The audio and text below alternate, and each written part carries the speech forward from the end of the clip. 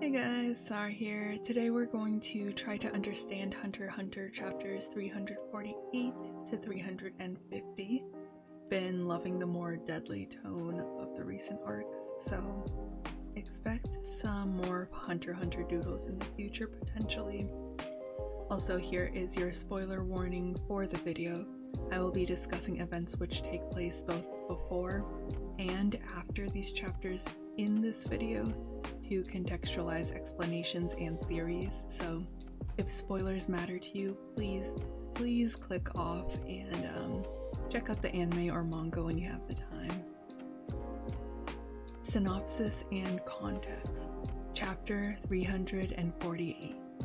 The Zodiacs conduct the Hunter Association's annual Hunter exam in order to recruit additional lower-level members for the Dark Continent expedition as previously planned.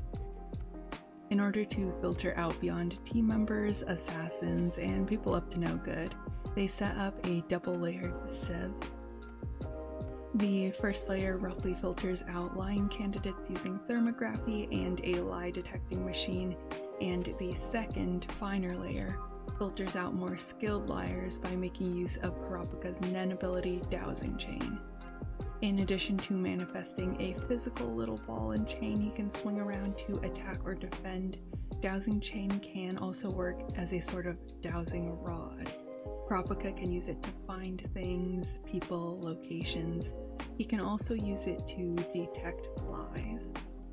As it is a Nen ability, however, and people have a limited amount of aura available to them, there is a limit to the lie detecting ability of Dowsing Chain. Kurapika must be directly in front of the person to be able to tell if they're lying or not. Well, since this would reveal information about his Nen ability to each candidate he uses it on, and intel is so critical in Nen battles, Kurapika doesn't want to have to stand physically in front of each candidate in person. How can he strengthen Dowsing Chain's power to work at a safe distance from the target? For example, through a video of the target speaking. Well, remember when I said people can use their lifespan as fuel for the Nen fire?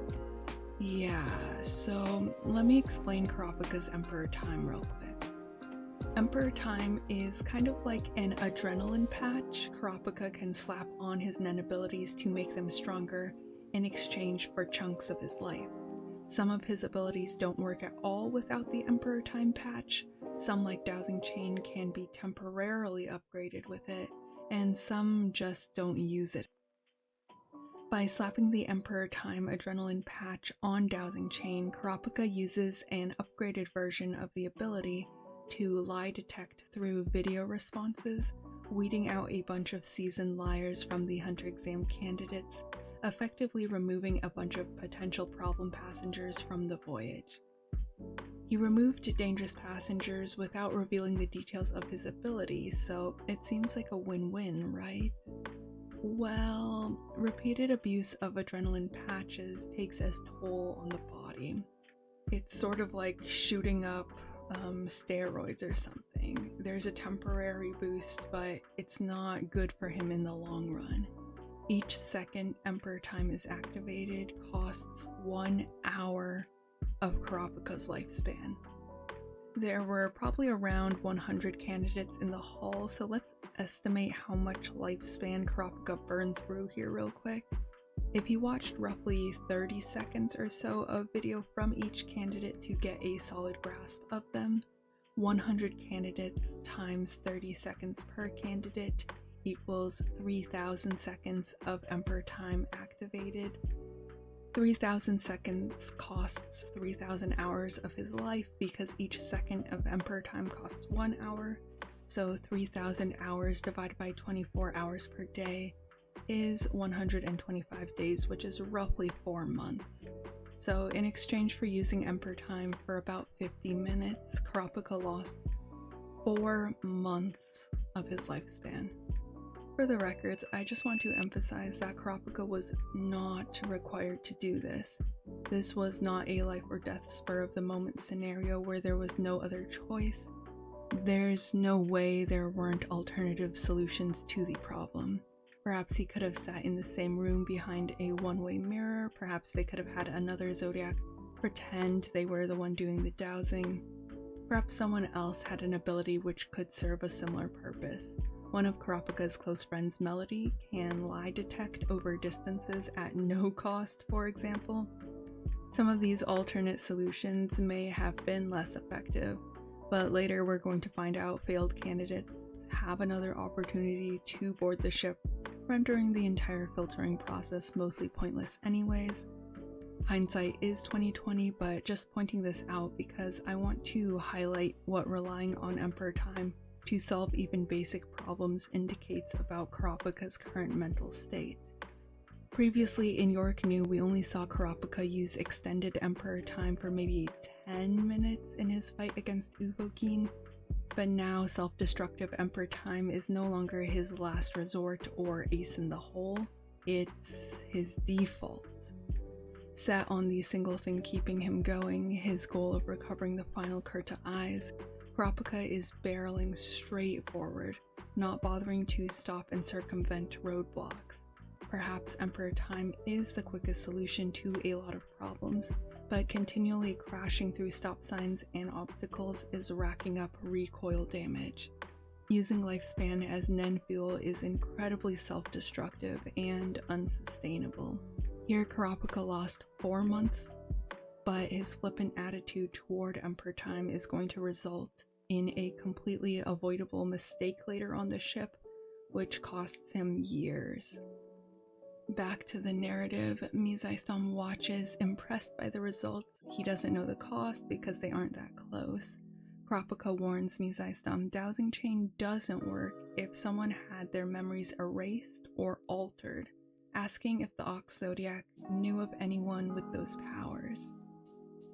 In his hotel room, Prince Saraidnik listens to classical music and receives a phone call from his big brother, First Prince Benjamin. Benjamin tells him their dad, the King of Kakin, agreed to the succession death game. The last heir alive on the ship will be crowned the next King of Kakin. Saraidnik looks euphoric over the idea he'll be able to get rid of his siblings, calling them rotten trash, and declaring he'll be the next king. Benjamin asks if he's high, and Saraidnik watches his tattoo artist forcibly tattoo a chained woman's back, answering he was feeling a natural high.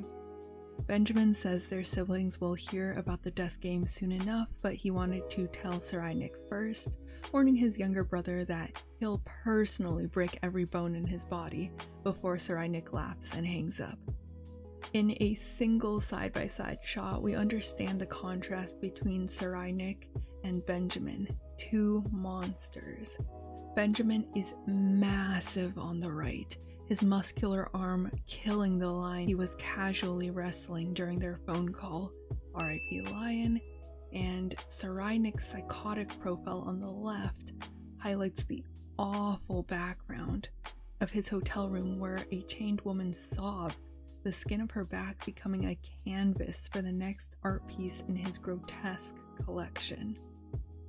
Yeah, just neither of them are very good people.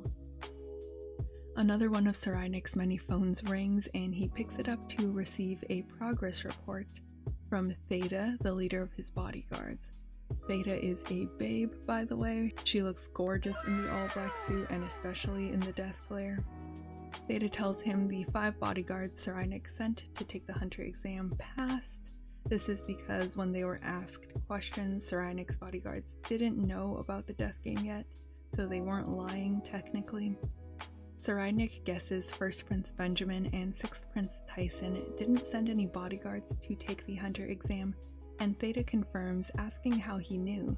Saraidnik psychoanalyzes his siblings, labeling Benjamin too prideful and Tyson too vain to have their soldiers judged by others. Theta informs Saraidnik all of 7th Prince Luzaru's soldiers failed, and Saraidnik guesses it was because Luzarus stupidly suggested assassination to his men, not predicting there would be lie detectors. It's implied many of the remaining heirs sent bodyguards to take the Hunter exam, and many passed. Saraynik tells Theta and his bodyguards to memorize the Black Whale's floor plans down to every detail.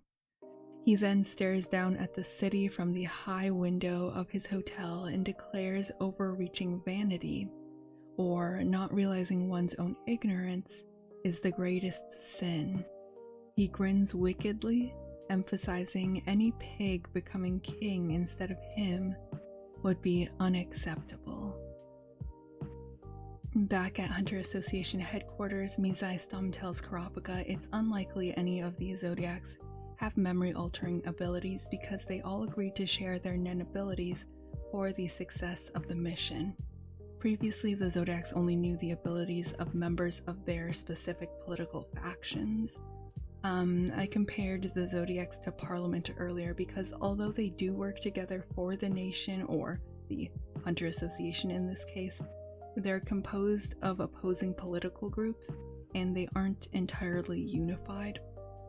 But as the Dark Continent exploration is Netero's last will and their most important mission, they'll do anything to succeed. Kurapika asks if he'll be required to reveal his Nen abilities as well, but Mizaistam says no. Leorio vouched for him, so it's fine if he doesn't want to share. They just won't be able to share any Nen ability information with him in return. Kurapika says that's fine before smiling a little, admitting everything was easier with Leorio's help. Mizaistam agrees Leorio is a swell guy. This is the first Kurapika smile we've gotten in a while, and we've got to treasure each one because they are rare. Mizaistam goes on to question why their opponent seems so certain Beyond will be released. Beyond's team seems so unfazed that they sent competent members like Muhair to take the exam without even preparing for a lie detector. It's almost like failing the exam doesn't even matter to them. Mizaistam guesses it's because of the spy in the Zodiacs. Kurapika, seeing that the spy is going to be an issue, offers to use his powers to identify them. Gathering all the Zodiacs except for Leorio and Kurapika, Mizaistam reveals to everyone there may be a spy, and asks if they'd still be willing to reveal their ability to prove their resolve to carry out the mission, even if someone else on the team was a traitor. Declaring his own resolve, Mizaistam reveals information about his ability. He can use cards to restrict the actions of his opponents. The cards have different effects, but the one we've seen was essentially like a stop sign. When Mizaistam held it up, his opponents sort of froze in place. Watching the Zodiac discussion, which follows remotely via video feed, Kurapika determines the Zodiac spy is Sayu, the monkey Zodiac, by using Dowsing Chain plus Emperor Time. This is the second use of the Emperor Time adrenaline patch in this volume. How long do you think he watched the video before getting a solid grasp on all 10 Zodiacs arguing back and forth? Maybe 10-15 minutes? So 10 minutes times 60 seconds per minute equals 600 seconds. 600 seconds equals 600 hours destroyed by Emperor Time, divided by 24 hours per day equals 25 days. That's roughly another entire month, guys. Maybe I should make a separate video debunking the feeling of need for Emperor Time, but for this specific scenario, though Emperor Time was useful, just by paying attention to dialogue, even readers could tell Sayu was the most suspicious Zodiac. He's not a great liar, and he said some questionable things earlier. Additionally, I feel like Kurapika's lie detecting is lulling us into a false sense of security, which could be more dangerous than suspecting everyone. His ability isn't infallible, and just because the Zodiacs don't know someone with memory-altering abilities, that doesn't mean the Nen power doesn't exist. Actually, the mere fact that it was brought up in the first place makes me suspect some sort of foreshadowing. Succession War Arc, Chapter 348. In his hotel room, Prince Saraynik sits admiring his newest art piece, the entire filleted back skin of a woman in a picture frame. Yeah. As a minion of his father, the King of Kaken gives us more information about this succession war. The 14 legitimate children of the king will board the Black Whale. Once the ship's departure horn sounds, the game begins, and the last one standing will be the next king. Alright, time for our first look at the 14 heirs. I'll be referring to the heirs as princes from now on. Prince is a gender-neutral term meaning legitimate heir in the Kaken Empire. First Prince Benjamin, the lion wrestling meathead we met earlier. Second Prince Camilla, unstable girl boss. Third Prince Zhongle, Zen strategist. Fourth Prince Saraidnik. That's definitely one way of introducing a character. A full-page detailed artwork. Saraidnik sitting on a throne of bones, his pickled art collection forming a dark frame all around him. We see his Kurta eye collection, and what's that behind him? Can we zoom in real quick? Yeah, just... Oh, that's not good. Well, Chekhov's decapitated head is a new one. Fifth Prince Tubepa, erudite scientist. Sixth Prince Tyson, charismatic cult leader. Seventh Prince Luzarus, probably has a bong collection. Eighth Prince Sale Sale, frat boy with a harem. Ninth Prince Halkenberg, educated savant. 10th Prince Kacho, Mean Girl, the movie. 11th Prince Fugetsu, quiet and codependent. 12th Prince Momose, subdued and sad. 13th Prince Mariam, a toddler who likes hamsters. By the way, I'm going to pronounce his name Mariam instead of Mariam because I feel the latter is too close to the Chimera Ant King's name, Meruem, and it would be kind of confusing, so I'll try to make it very clear that I'm not talking about the Ant King. Mariam it is. 14th Prince Wobble, literally just a baby. Yeah, some of these princes are innocent children. In HunterxHunter, there is no percentage balancing. The odds are just unequal all the way through, which I think adds to the tragedy of the entire situation. The princes all agree to the succession ceremony for a variety of reasons, from ambition to coercion, and place a drop of their blood into a creepy urn with a face. From the urn, a sprite-like creature emerges and feeds each prince a magical seed unbeknownst to them. The king drinks sake and reflects the urn was conjured by an ancient Kaken king who wanted to ensure the country would have a continuous line of strong kings by forcing heirs to fight to the death for the throne. By feeding blood to the urn, the magical seed each prince swallowed will develop into a personalized spirit beast. Guardian spirit beasts feed on the host's aura and in return helps protect them from dangers, with a power that reflects each prince's personality and values. The king's guardian spirit beast, for example, is a grotesque mass of female breasts and genitalia, reflecting his indulgent, horny personality. Some important details to note about guardian beasts real quick. 1. The princes cannot see them, and they aren't aware they exist. 2. The princes can't directly command a beast to act a certain way.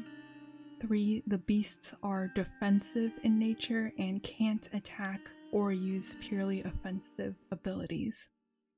So, TLDR about spirit beasts. Each prince has a guardian beast which reflects their personality and subconsciously protects them in exchange for eating some aura. In Beyond Cell, Mizaistam tells the captain if he reveals the identity of the Zodiac spy, he'll allow him to attend the Black Whale's departure ceremony. Beyond declares he doesn't know any spy exists, and he also doesn't care about ceremonies, though predicting the Hunter Association will be pressured into allowing Beyond to attend the departure ceremony anyways due to politics. Afterwards, Mizaistom shows Kurapika recorded video of the conversation, and Kurapika whips out the Emperor Time patch again to confirm Beyond is telling the truth.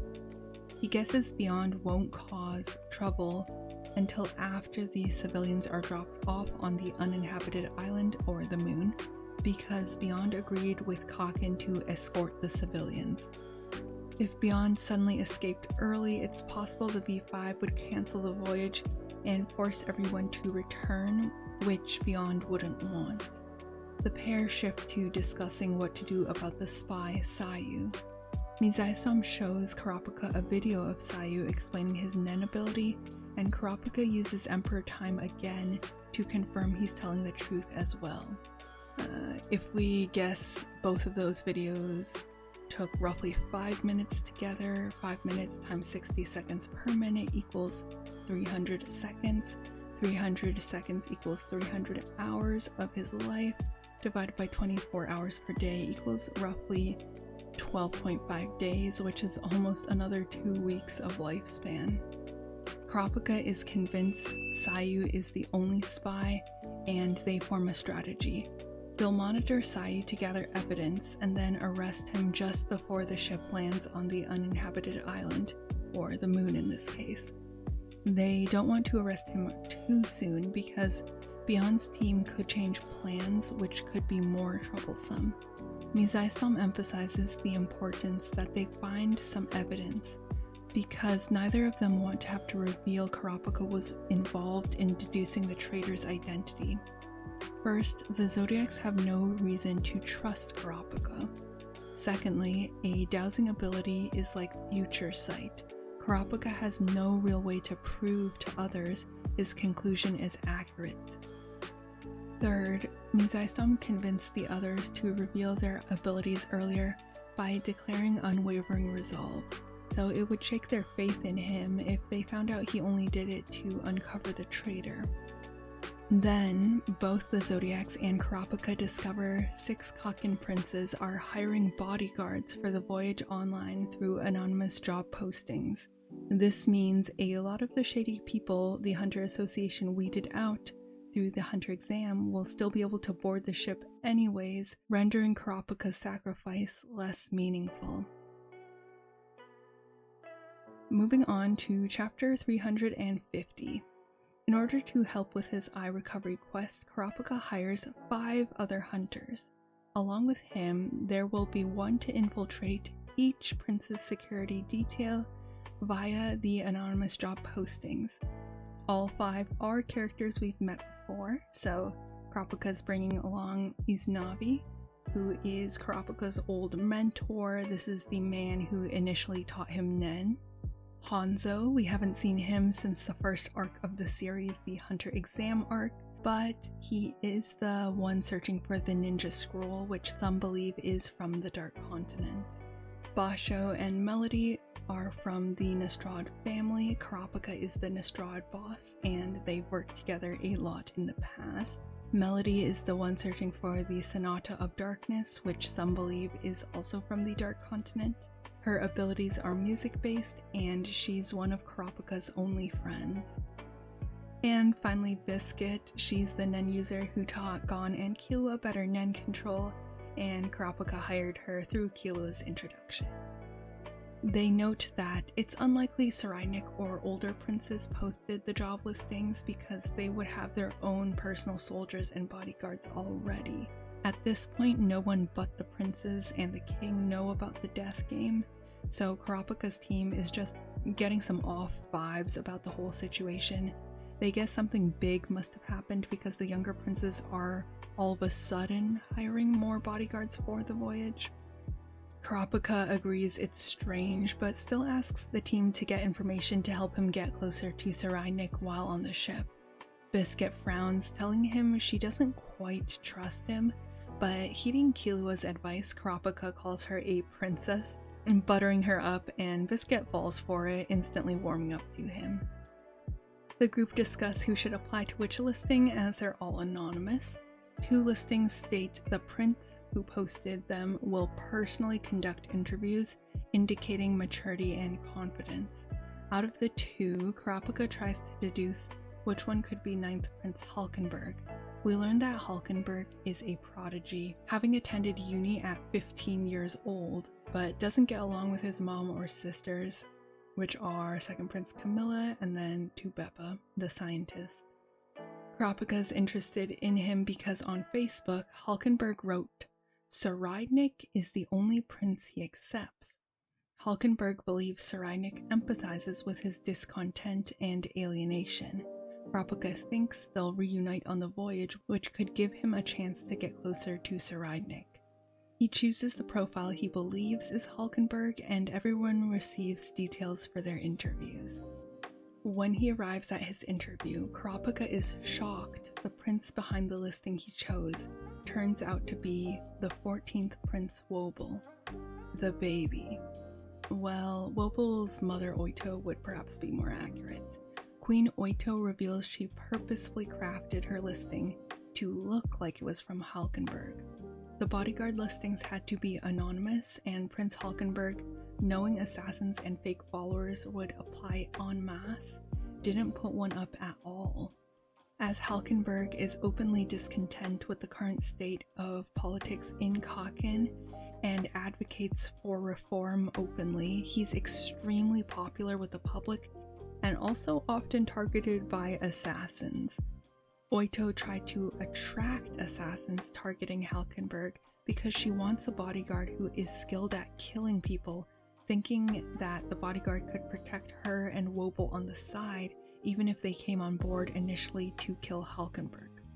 Oito reveals to Kurapika that the princes will be killing each other in a death match on the voyage. So now Kurapika knows about the death game. Kurapika asks why everyone, even the children, agreed to participate, and Oito says they didn't have a choice. Not only was every prince raised to strive for the throne from birth, but anyone who disagreed was executed. So participating in the death game was a choice, just the choices were participate or die. The lower princes hope to buy their survival by helping Halkenberg win and then blackmailing him to let them survive in exchange for keeping quiet about the death game, because Halkenberg has a good public image and could get cancelled if the public found out he got his crown through bloodshed. Oito just wants to protect herself and her baby Wobble. She offers Kurapika 10 times the pay if he can succeed in the task, even offering to pay for his silence anyways if he turns her down.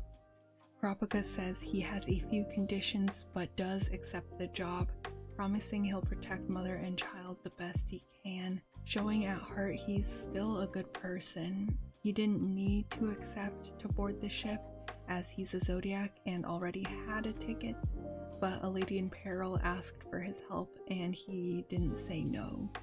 Oito tells Kurapika the death game will be a web of under-the-table deals, manipulation, and cover-ups. The princes won't be killing each other openly. On the surface, everyone will maintain the facade of a polite royal family. Behind closed doors, however, the princes will send bodyguards and pawns to take out their siblings. Oito tells Kurapika she came from poverty and was blinded by the desire for a comfortable life when she was younger and the king fell for her. Once Wobble was born and she learned she had put her own daughter in danger, however, she regretted everything. Tears running down her face, Oito asks if Kurapika would like to hold her daughter, and he accepts. Kurapika holds Prince Wobble in his arms and makes a devastating expression upon seeing the helpless child's innocent sleeping face. And yeah, Kurapika just made his entire mission 100 times harder. That said, he's also formed a connection which has the potential to help heal his soul. The rest of Kurapika's team have been accepted by their respective princes, and the volume concludes with an ominous shot of black vapor rising from the Succession War blood urn. Further thoughts? Who knows what? With so many parties and concepts introduced in this chapter, let me outline who knows what information real quick. We'll update the section as characters learn various things during the voyage. So, who knows about Nen? The Zodiacs, Hunter Association members, Beyond's team, Beyond, and only 2 princes at this point. Benjamin and Camilla know Nen, the oldest ones. The rest do not know it exists. Who knows about the Succession War death game? The king, the princes and their mothers, and now Kurapika's team as well. Who knows about the guardian spirit beasts? Right now, just the king. Who knows Sayu is the Zodiac traitor? Pariston, Kurapika, Mizaistom, and maybe Cheadle. We're going to have a bunch of "dude, why aren't they doing anything" moments later, but just remember that information is critical in HunterxHunter. Intel is closely guarded for that reason. It's not readily shared, and unless it's clearly stated, just assume people don't know what's going on. The necessity of Emperor Time. Kurapika uses Emperor Time thrice in the span of 3 chapters. As Kurapika is our protagonist, it's easy and natural to be swayed into agreeing with his viewpoint on the use of Emperor Time in order to solve problems. It seems like the quickest and most effective solution in each of the 3 situations. However, I'd like us to challenge the feeling of necessity Kurapika and the narrative push regarding the use of this self-destructive ability. The idea of the protagonist's subjective views not always being correct is something we see again and again in fiction. In Your Turn to Die, Sarah's point of view of her best friend Joe Tazana paints him as a puppy dog, a sweet dude whose only real flaw is slacking off on homework. It takes an active effort from us, the player, to realize the truth, which is Joe is a flawed person with his own problems, including having to support his family at a young age, a deep distrust of people, financial instability, and perhaps even anger management issues. In HunterxHunter, when Gon was our protagonist, just like Killua, we were so blinded by his radiant smile and cheery personality that we couldn't see the anger, the darkness building up in him until it exploded in the Chimera Ant arc. He convinced himself Kite was okay, so we believed Kite had to be okay as well. After he saw Kite wasn't okay, he convinced himself that Kite could be healed, and we believed him again without question, even though other characters, including Killua, could see the truth of the situation. In the same vein, as Kurapika is now our protagonist and we're inclined to see events from his point of view, it's easy to get swept up with his urgent drive to achieve his goal. It's easy to see him use Emperor Time and agree, yes, that is the quickest and most ideal solution to the problem at hand. But it's important to take a step back and recognize Kurapika's own tunnel vision, to question, is Emperor Time the best and only solution for this problem, or is there potentially an alternative? By using Emperor Time, what future complications could the ability create? The screening of Hunter exam candidates, deducing the Zodiac traitor, questioning Beyond/confirming Sayu's powers. What are the chances Kurapika's lie detecting was 100% accurate in all of these cases? Even without memory altering, we see a flaw in this strategy immediately when Cyrenyx speaks to Theta. Those who don't know information yet don't have to lie to pass the test. That said, Kurapika definitely gave us some peace of mind with his abilities, so let's just hope that feeling of relief is warranted. Melody. Melody is a kind, sweet person, and it's so nice to see her again after so long. Whenever I think of Melody and Kurapika's relationship, I'm always reminded of Togashi's character inspirations for the two. During the Yorknew arc, the mangaka revealed Kurapika was inspired by the Omu, and Melody was inspired by Nausicaa, from the classic Ghibli film Nausicaa of the Valley of the Wind. Just for the record, the Omu are the alien antagonists of the film, which Miyazaki, the creator, designed after insects because he wanted to create antagonists which viewers would have a difficult time empathizing with.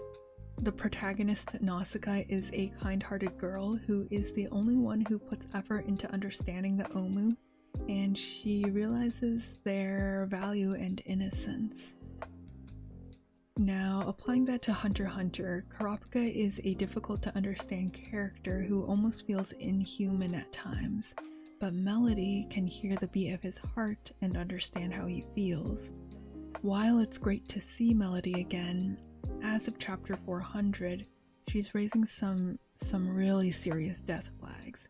By hiring her for this job, Kurapika put her in a dangerous situation. She's not a fighter, and if she gets killed, he's going to lose one of his only friends, one of the only people in the world who can understand him. Melody helps keep him stable, literally sometimes with her calming Nen music, and I'm nervous to see the effect her death would have on him, but also admittedly a little excited because it would tip the ship closer to utter chaos. I just have a feeling that she might not survive this. Wobble. Saradnik cut a clear Antichrist figure with his introduction page, presenting a Jesus-like picture sitting on a throne of sin. Later, the number 666 will be associated with Saradnik as well, furthering the message. In contrast, Oito and Wobble paint a parallel to another famous mother and infant pair, Madonna and Child. I hope Saradnik and Wobble will be foils to each other because the contrast between ultimate sin and the pure goodness of an untainted child is so thematic. Circling back to the page of Kurapika holding Wobble though, probably my favorite page of the entire volume. It instantly gave me confessional energy, if that makes sense.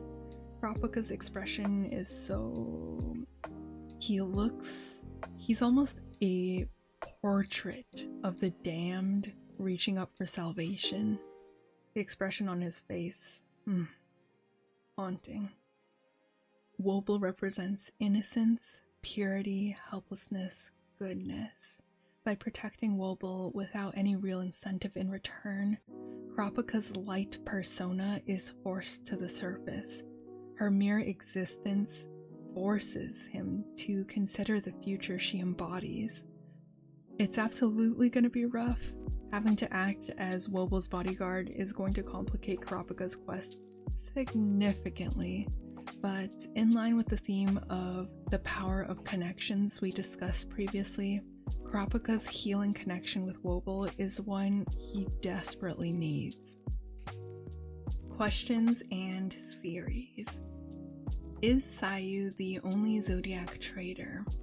The entire Beyond Jailbreak situation unnerves me, not gonna lie. It just feels too easy that Kurapika uncovered the only spy and they just plan on arresting him later. As Periston already suspects Kurapika has a mind-reading ability, I just feel there's no way he won't account for Sayu being discovered. I feel like either there's another Zodiac spy who's had their memory altered, or who's a sleeper cell agent, or another Zodiac could change sides later, complicating the situation. The Zodiacs are so dead set on keeping Beyond locked up right now that I almost wonder if our expectations will be subverted by them setting Beyond free themselves in the end, because a situation will arise where they need his cooperation on board. What if they need his help calming down panicking civilians with a speech, or to defeat Morena or something, and his condition is to be set free? That would honestly be hilarious, and also show his intelligence as well. Just imagine Periston holding a bunch of lockpicks halfway through his mastermind scheme with 25 steps, and then Beyond just strolls straight out of his cell casually after being set free. Good stuff, good stuff. On a more somber note, with Pero's head revealed, it's time to discuss the mystery surrounding the Kurta massacre. Why were the Kurta massacred? What happened? here is my current theory. After growing up in Meteor City and witnessing the gruesome poverty, death, and corruption of her friends, Sheila distanced herself from Crollo and the spiders, who were beginning to travel down a dark path. She decided to become a pro hunter like the ones she read about in her favorite book, Dino Hunter. One day, while traveling through the woods, she tripped while reading and not watching where she was going, a bad habit from childhood, and seriously injured her leg. A young Kurapika and Pero found her in the woods near the Kurta clan village and helped bring her water despite their language barrier. The boys found her a cave to recuperate in after she requested they didn't tell the village elders about her, and while she healed, they brought her food. To repay their kindness, Sheila gifted them her well-loved and bookmarked copy of Dino Hunter, the book which inspired her dreams since she was young. A dream she considered giving up after sustaining this recent injury, having met with nothing but hardships on her journey. But, as she told the boys about the outside world, their eyes sparkled with wonder. The excitement in their eyes reminded her of her own as a child, reading about hunters in books, and after her leg healed, she left, leaving the boys a note that they would meet again one day after she had achieved the dream she renewed while healing. 1 year later, the Kurta chief found the big copy of Dino Hunter and confiscated it, keeping it with his belongings despite Kurapika asking for it back. He did, however, consent to allowing Kurapika to take the readiness test to leave the village. Shortly after passing the chief's test, Kurapika leaves to find a doctor for Pero and to explore the outside world. After leaving the forest, Sheila met Prince Saraidnik one day in a public place, and charmed by his charisma, they chatted. During the conversation, she told him about her adventures thus far, describing meeting lots of interesting people like members of the Kurta clan she had only previously read about in books. Saraidnik found her interesting and intelligent. Pleased with their conversation, he let her go. Saraidnik put out a hit on the Kurta after reading some wiki articles about the pretty color of their eyes. He listed a sizable reward for sets of brilliant scarlet eyes, and an even higher prize for the intact head of a specimen with the brightest eyes in the village. The Phantom Troop saw the ad and decided to hunt the Kurta for the experience and the bounty. In Nancha City, they gathered intel to pinpoint the village's location. Crollo met the old lady who confronted Kurapika and Pero during their test by chance. Seeing Crollo's tattoo and interpreting him as a religious kindred spirit, the old lady told him about their encounter with the two Kurta boys months ago. The spiders locate the Kurta clan and massacre the entire village gruesomely for the bounties. During the massacre, Crollo found the Dino Hunter book Sheila gifted the boys in the chief's home and assumed the Kurta killed Sheila because she wandered into their forest. Though she hadn't hung out with the troop in years, she was a member of their friend group when he was younger, and she was a resident of Meteor City. Perhaps without telling the others of his find, Crollo tucks Sheila's book with its iconic bookmarks and lovingly scribbled notes into his coat, telling the troop to be extra gruesome. While collecting the eyes, one of the spiders notes with horror and awe that one of the dead bodies has eyes which are still moving. In a display of Nen after death, Pero's eyes swivel aimlessly in his corpse, causing the spiders to take his entire head instead of just the eyes. Perhaps the novelty will fetch them a bonus. Crollo stabs a note with Meteor City slogan into the chief's body before the troop leaves. Shortly after, Sheila, who perhaps saw the Kurta Eyes bounty listing online, gets a bad feeling and returns to the forest to warn the boys. She owed them for rekindling her dream of becoming a pro hunter, and it was possible she played some role in the bounty listing by speaking of the clan to Saraidnik. When she finally finds the village again, the lush forest is stained crimson with corpses, and there's nothing she can do but inform the authorities. Later in life, Sheila and Crollo cross paths again, and Crollo realizes he was wrong about the Kurta killing her.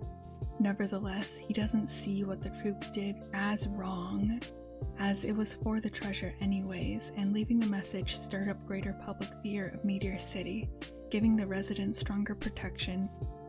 So, what do you think? I'm pretty happy with the theory at the moment because it seems to incorporate all our clues so far. Bonus points if Cyrenic meets Sheila again later and doesn't let her go this time. Frollo might find her head on the ship and snap as well, since his mental state isn't the best right now either. Potential fun stuff. Moving on to the next question, what is the reality of Cochin's political system? Cochin was presented as a parliamentary democracy, but how accurate is that label? I think it's more accurate to call Cochin a parliamentary monarchy. I've been comparing Cochin to the UK as the country had the most well-known monarch for a long time. In the UK, the Queen was largely a figurehead, and the royal family doesn't hold much political power, but does influence the nation as celebrities of a sort. Cochin is much the same way, just the king is implied to hold more power behind the scenes than known by the public. I say this because it's clear the king must have some say in politics. After the government changed, the treaty wasn't renewed for 30 years, which favored his Dark Continent ambitions.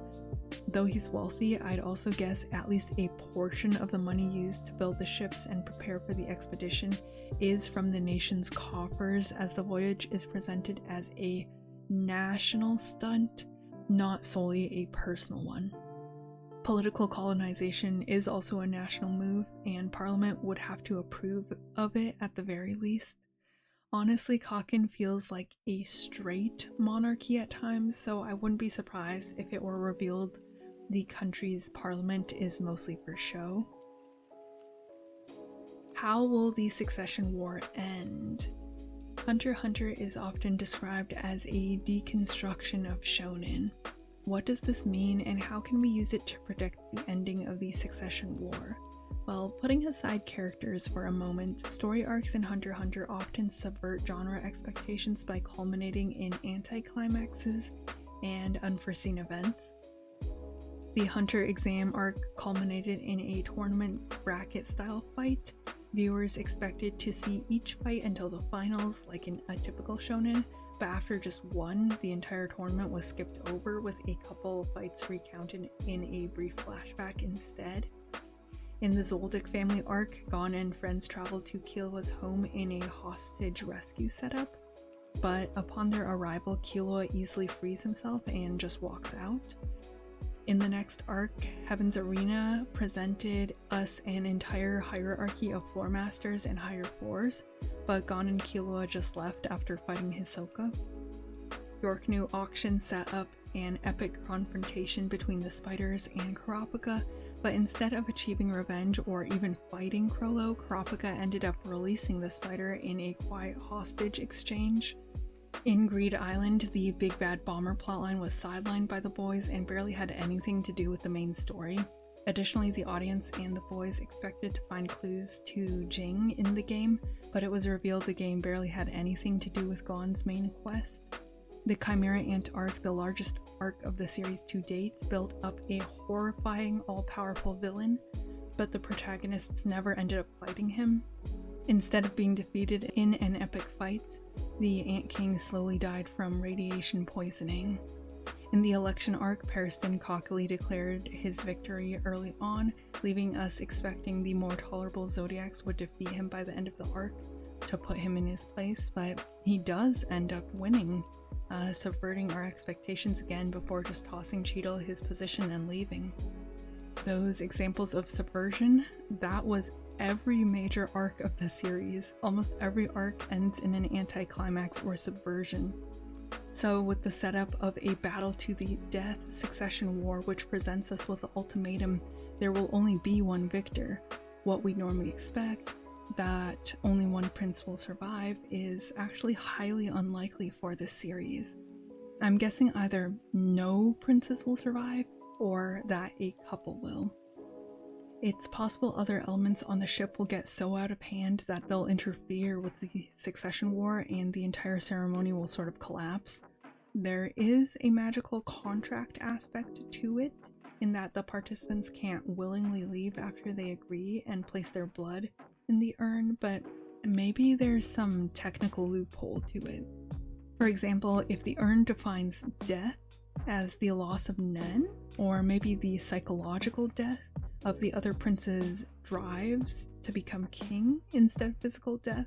Maybe if a prince's heart stops, it counts as death, even if they're revived with CPR afterwards. It would be rather fun, though, if every single prince died along with the king and the entire political structure on the ship sort of just collapsed. Especially since Beyond is only behaving right now due to Kaken and the V5's presence. So if those powers just disappeared, would he instantly break free and take control of the Black Whale? Would he dismiss the uninhabited island stop and just steer everyone straight for the Dark Continent instead, including the normies? So far, the Succession War arc is around 50 chapters long. Togashi hinted it would be a long one, and the longest arc in Hunter x Hunter is Chimera Ant, which is roughly 3 times the length, so we have a possible 100 plus chapters left for everything to resolve. Honestly, the Succession War arc is shaping up to be one of the best arcs of the series, and I can't wait to see how it ends.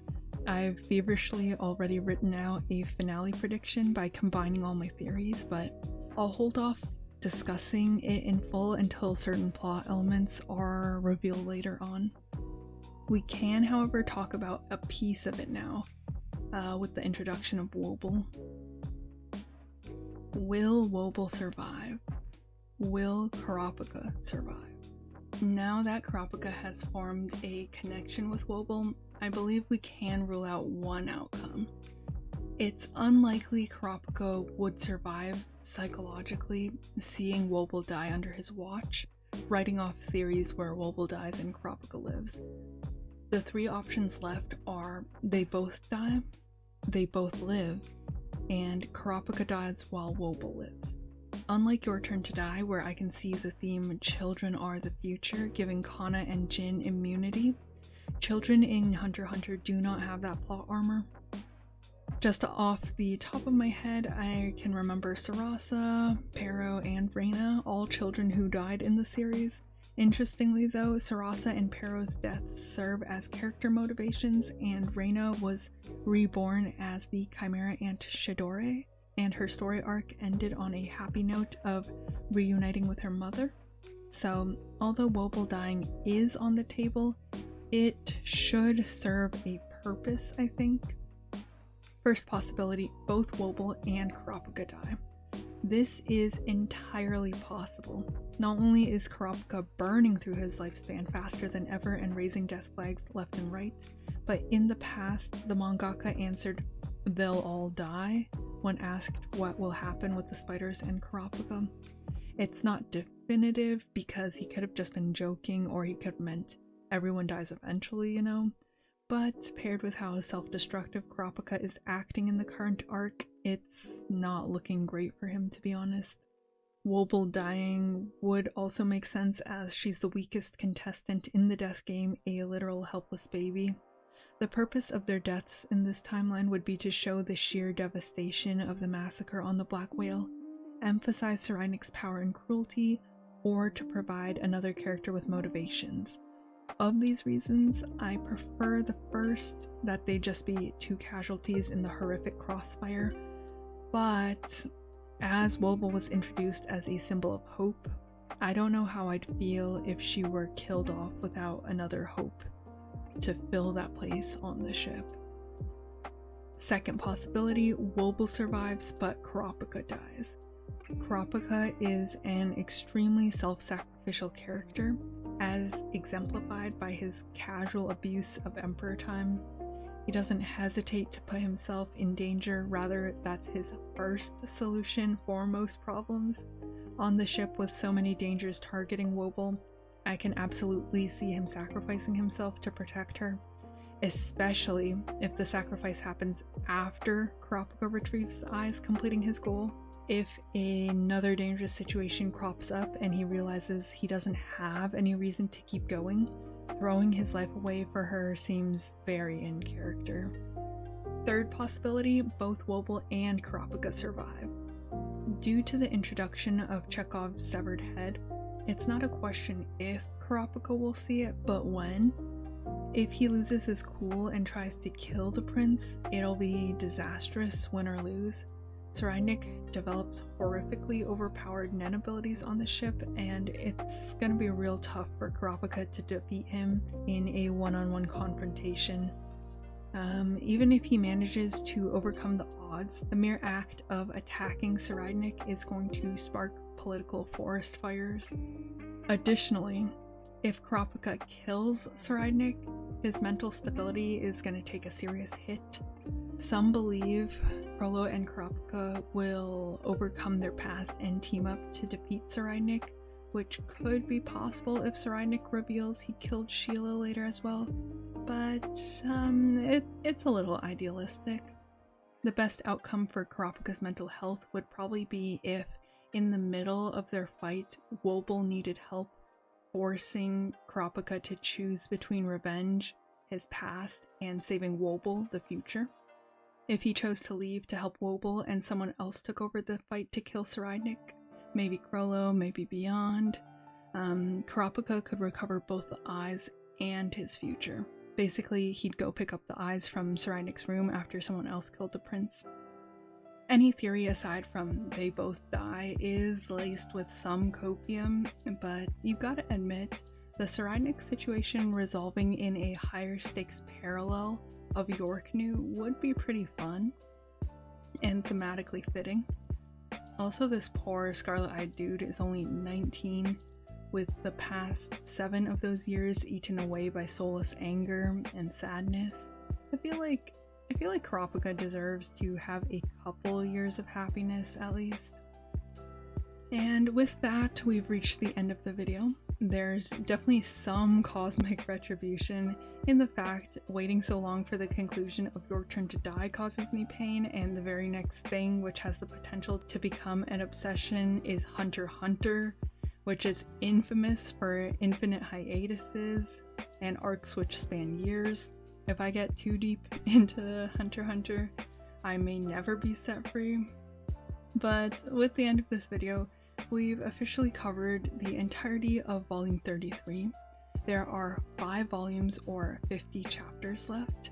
So thank you for watching. If you have any further thoughts or alternative theories, especially regarding the Kurta Clan massacre and Wobble future situation, please leave a comment and we can sort of theory craft about it.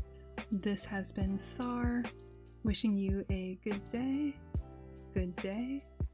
and a good night.